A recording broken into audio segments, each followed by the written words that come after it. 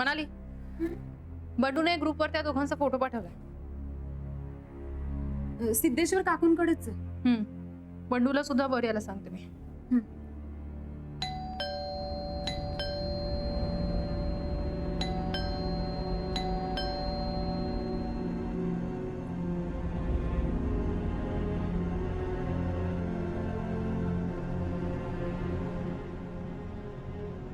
Madam हे तर तेच आहेत.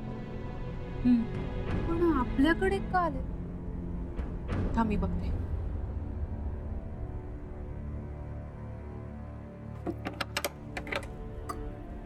नमस्कार. आम्ही देसाई, या आत या.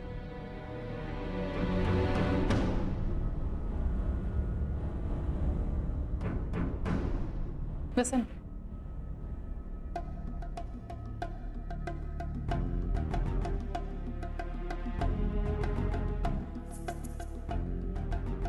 आमचं आडनाव देसाई आहे, तुम्ही कसं ओळखलं? काही वेळापूर्वी तुम्ही आमच्या घरी फोन करून गोंधळेकर काकूंची चौकशी केली. तो नंबर ट्रेस केला आम्ही, त्यावरून कळलं.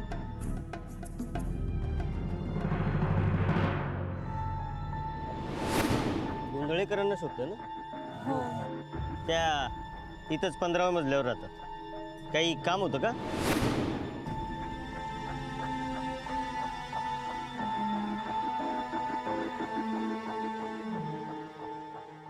तुम्ही खाली पण गोंधळेकर काकूंची चौकशी करत होता. तिकडे न जाता इथं आला असं का? नेमकं कोणत्या स्थळाची चौकशी करायची होती तुम्हाला आणि कोणाचं लग्न जमवता तुम्ही? हे बघा, हा मॅरेज ब्युरो नाहीये. हे प्रायव्हेट डिटेक्टिव्ह अस्मिता मॅडमचं ऑफिस आहे आणि आमचं घर. माहिती आम्हाला आम्हाला कोणत्या स्थळाची चौकशी करायची नव्हती. आम्हाला तुमच्याकडेच यायचं होतं. तुम्हाला जर आमच्याकडेच यायचं होतं तर मग गोंधळेकर काकूंची चौकशी का केलीत? खोटं का बोललात? आम्ही तसं केलं कारण यांच्या जीवाला धोका आहे. धोका कोणापासून? नक्की काय घडलं? सांगतो, सगळं सांगतो. मी अविनाश देसाई आणि ही माझी सून अलका. मॅडम, गेले कित्येक दिवस मला धमक्यांचे फोन येत आहेत. कसल्या धमक्या?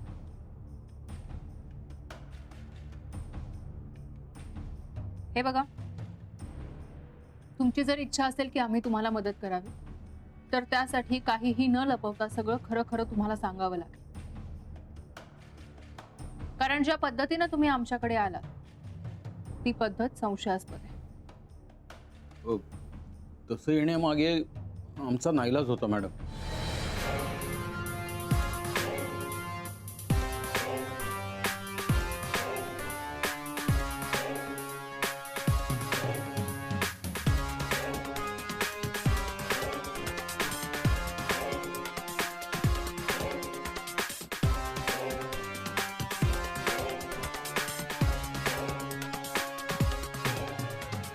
वैदिक, तुम्ही कशाला त्रास घेतला? अहो, त्रास कसला त्याच्यात?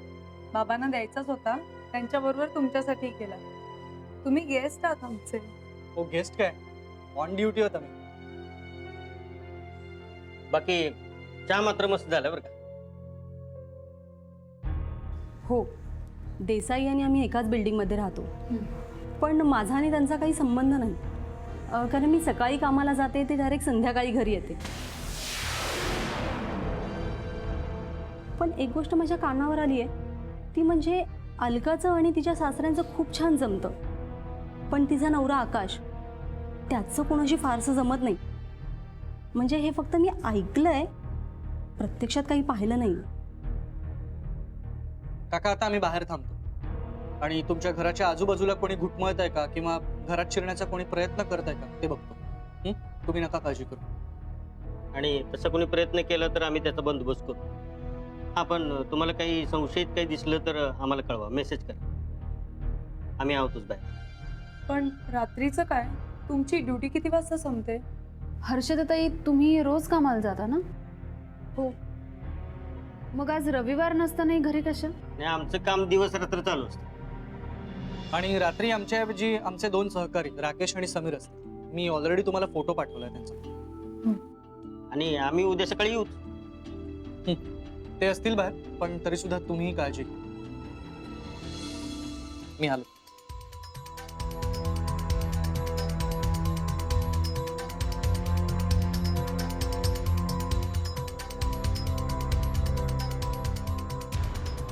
मला रविवारी फिक्स सुट्टी नसते. आठवड्यातून 1 दिवस केव्हाही मी सुट्टी घेऊ शकते. योगायोगाने तुमचा ऑफ आज आहे म्हणून, नाहीतर मला दरवाजाचा लॉक बघूनच निघावं लागलं असतं. तसं नाही, माझ्या सासूबाई असतात घरी, पण आता त्या गावी गेल्यात ना, म्हणून येतील 2-3 दिवसात. त्यांचा कॉन्टॅक्ट असतो का बिल्डिंग मधल्या लोकांशी? हो आहे ना. त्यांना इथे सगळे नीमा काकू म्हणून ओळखतात.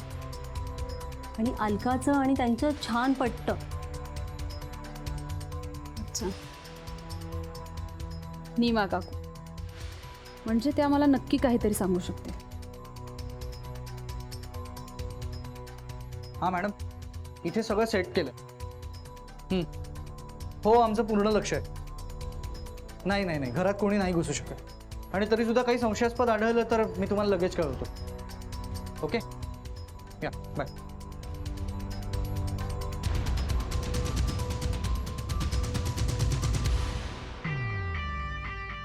आता सीड, बंडू, राकेश आणि समीर आळीपाळीने अविनाश काकांच्या घराबाहेर थांबले.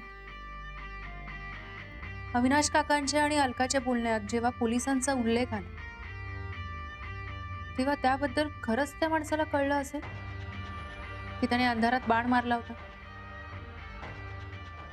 तो अंदाज असेल कदाचित, पण मग तुम्ही गोंधळकर काकूंकडे गेला आहात की आणखी कुठे हे मला कळेल असं तो का म्हणाला? हा तर अंदाज असू शकत नाही की मला त्रास देणारा माणूस जेव्हा मला फोन करतो तेव्हा त्याचा एक साथीदार माझ्यावर लक्ष ठेवून असतो. तसाच हा प्रकार असेल तर?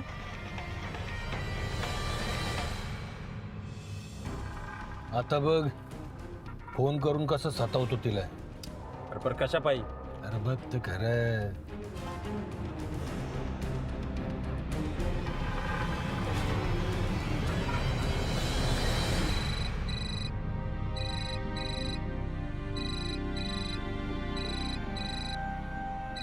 Unknown number.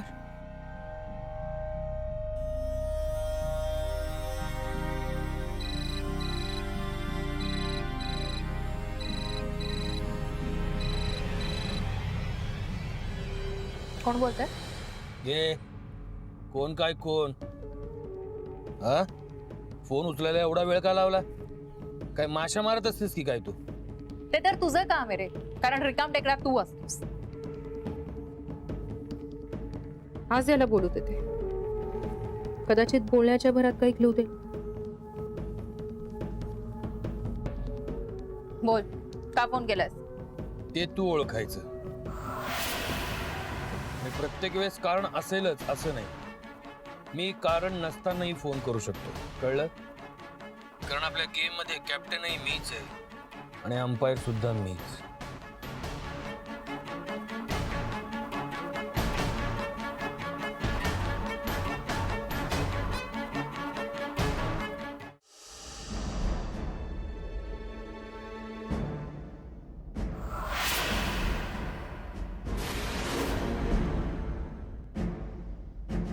ही अशी शांत गाढ कसं काय झोपली? ए अलका, ती आता उठणार नाही. ह्या सगळ्या गोष्टीला अस्मिता मॅडमची सहकारी जबाबदारी.